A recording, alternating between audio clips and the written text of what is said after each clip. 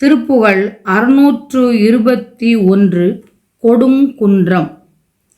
கொடுங்குன்றம் இன்று பிரான்மலை என்று வழங்கப்படுகிறது. ராமநாதபுரம் மாவட்டம் சிவகங்கைக்கு 22 கல் தொலைவில் உள்ள திருப்பத்தூருக்கு வடமேற்கில் 15 கல் தொலைவில் உள்ள திருப்புகழ் திருத்தலம். 2 திருப்புகழ் பாடல்களை கொண்ட திருப்புகழ் திருத்தலம். திருப்புகழ் 621.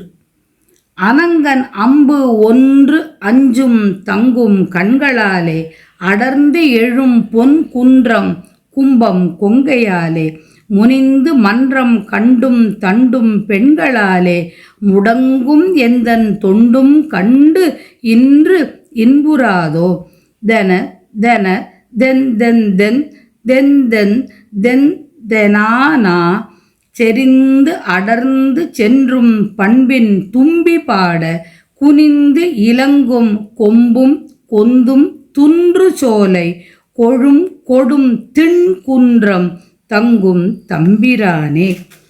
கொழும் கொடும் திண்குன்றம் தங்கும் தம்பிரானே.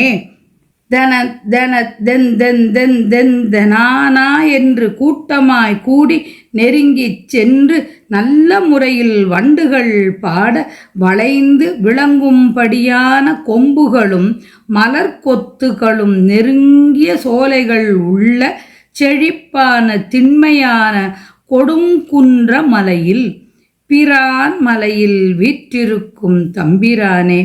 காமனின் அம்புகள் 5ம் தங்கியுள்ள கண்களால் நெருக்கமாய் எழுந்துள்ள பொன்மலையும் குடமும் போன்ற கொங்கையால் சினந்து பொது சபை ஏறியும் தமக்குரிய பொருளை வசூலிக்கும் பெண்களால் தடைப்படும் என் தொண்டையும் கண்டு இன்று நின் திருவுள்ளம் இன்பமடையாதோ.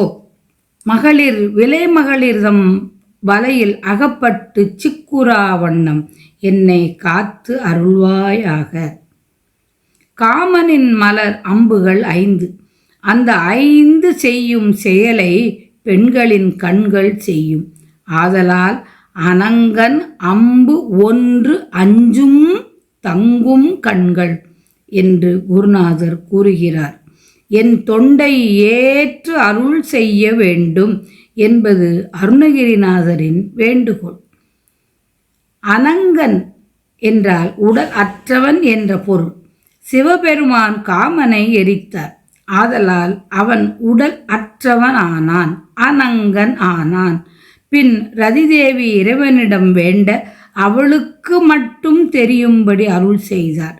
மற்றவருக்கு காமன் அனங்கன், ரதிதேவிக்கு அங்கன்.